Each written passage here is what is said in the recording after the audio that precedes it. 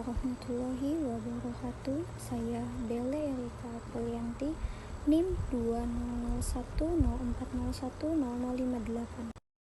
Pada kesempatan kali ini kita akan membahas tentang sosiologi komunikasi, dan materi yang akan kita bahas adalah filsafat sosiologi komunikasi, struktur dan proses sosial, proses komunikasi dalam masyarakat, sosiologi media dan komunikasi massa, masyarakat cyber, dan realitas media dan komunikasi sosial media massa. Sosiologi komunikasi merupakan studi multidisipliner yang melibatkan beberapa cabang ilmu, terutama cabang ilmu komunikasi sosial yang secara umum membahas keterkaitan antara proses komunikasi dan proses sosial yang berlangsung dalam sistem sosial. Pada mulanya, ilmu komunikasi tidak pernah ada dalam khazanah ilmu pengetahuan.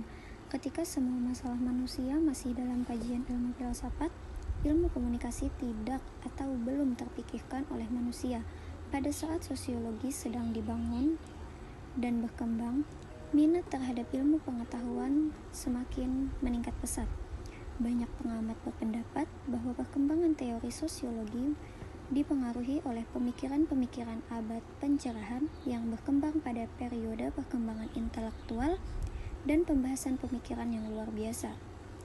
Pemikiran manusia yang awalnya dipercaya akan hal mitos, logos, dan dogma, kemudian beralih pada logos atau pikiran manusia. Secara singkat, sejarah filsafat ilmu pengetahuan mencatat perkembangan-perkembangan tersebut sebagai berikut. Yang pertama, sebelum Yunani kuno. Yang kedua, masa Yunani kuno. Yang ketiga, abad pertengahan. Yang keempat, abad 17-19 yang sering disebut dengan sebutan filsafat modern. Yang kelima, positivisme. Yang keenam, alam simbolis. Dan ketujuh, postmodernisme. Secara bahasa, struktur bisa diartikan sebagai susunan atau bentuk, sedangkan menurut ilmu sosiologi, struktur sosial adalah tatanan atau susunan sosial yang membentuk kelompok-kelompok sosial dalam masyarakat. Struktur sosial merupakan jaringan dari unsur-unsur sosial pokok, yaitu yang pertama ada kelompok sosial, yang kedua lembaga sosial, yang ketiga stratifikasi sosial, yang keempat mobilitas sosial, dan yang kelima kebudayaan.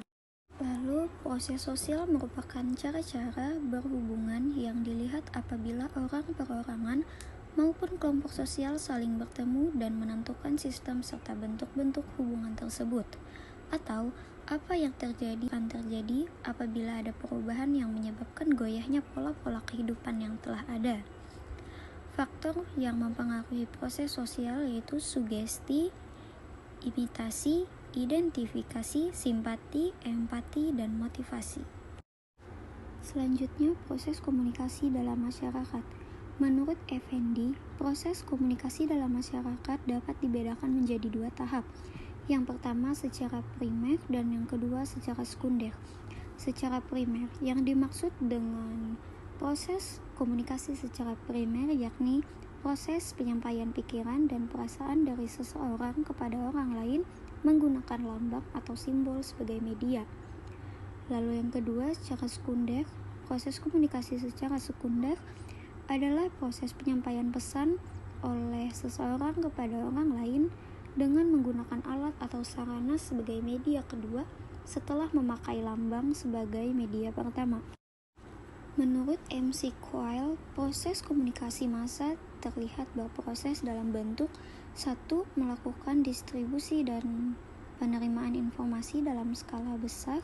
Jadi proses komunikasi massa melakukan informasi ke masyarakat dalam skala besar. 1 kali siaran pemberitaan yang disebarkan dalam jumlah yang luas.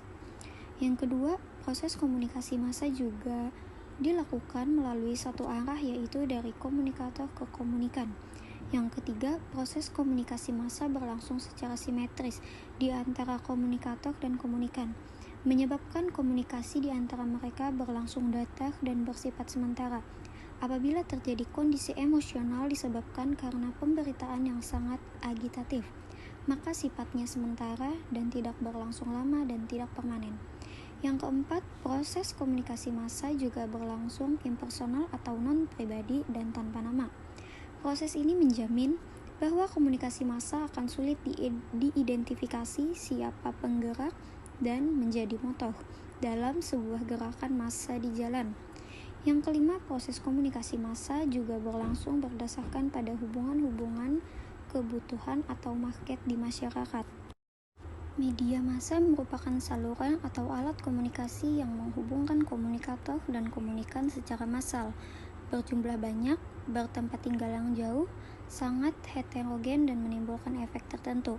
Menurut KBBI, media massa merupakan sarana dan saluran resmi sebagai alat komunikasi untuk menyebarkan berita dan pesan kepada masyarakat.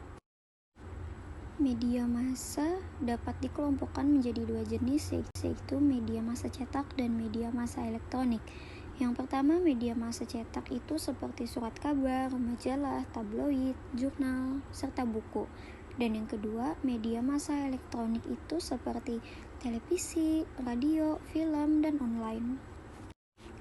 Masyarakat cyber atau yang bisa disebut dengan warganet memiliki cara tersendiri dalam berkomunikasi. Teknologi digunakan untuk berinteraksi satu sama lain. Bentuk komunikasinya pun berbeda dengan masyarakat di dunia nyata.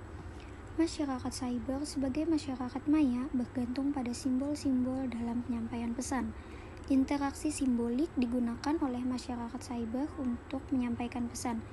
Perubahan bentuk komunikasi yang terjadi tidak dapat kita pisahkan dari perkembangan teknologi komunikasi dan informasi. Banyak sekali masyarakat yang menggunakan teknologi komunikasi sebagai cara primer untuk menyampaikan pesan. Akibatnya, pesan yang disampaikan lebih kaya makna karena pesan disampaikan dalam bentuk simbol-simbol. Munculnya masyarakat cyber sebagai hasil dari perkembangan teknologi komunikasi menjadikan pola komunikasi turut mengalami perubahan. Budaya komunikasi yang dilakukan masyarakat cyber melibatkan proses-proses interaksi dengan menggunakan simbol-simbol. Interaksi ini yang kita sebut sebagai interaksi simbolik. Dalam prosesnya, masyarakat cyber membentuk budaya dan pola komunikasinya sendiri. Lewat teknologi informasi, mereka menyampaikan pesan dalam sebuah kelompok yang terbentuk lewat sosial media yang digunakan. Pesan-pesan yang disampaikan dalam bentuk simbol yang diberi makna. Hal ini menjadikan masyarakat cyber kaya akan makna karena sejatinya simbol lebih bermakna daripada pesan-pesan verbal. Realitas media adalah realitas simbolik yang dalam proses konstruksinya berlandaskan kaidah-kaidah jurnalisme. Meski berlandaskan kaidah-kaidah jurnalisme, realitas media tak pernah benar-benar dapat mempresentasikan realitas empirik. Maka jika sebuah berita nampak lebih besar dari peristiwanya, nampak dramatis, adalah konsekuensi dari transformasi realitas. Realitas dalam media massa berupa berita yang disampaikan kepada khalayak. Berita sebagai hasil atau produk dari media massa tidak berdiri dalam ruang yang hampa. Artinya, berita tidak sama sekali seperti kopi dari realitas. Berita harus dipandang sebagai konstruksi dari realitas. Karena itu sering terjadi peristiwa yang sama, namun konstruksi secara berbeda. Berita tidak sama sekali seperti kopi dari realitas. Berita harus dipandang sebagai konstruksi dari realitas. Karena itu sering terjadi peristiwa yang sama, namun konstruksi secara berbeda. Di sini realitas bukan dioper begitu saja sebagai berita. Ia adalah produk interaksi antara wartawan dengan fakta.